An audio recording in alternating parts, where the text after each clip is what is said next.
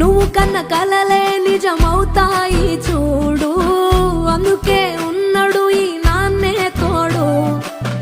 దశరథ మహారాజే నాన్నై పుట్టాడు, నువ్వు రాముడంత ఎదగ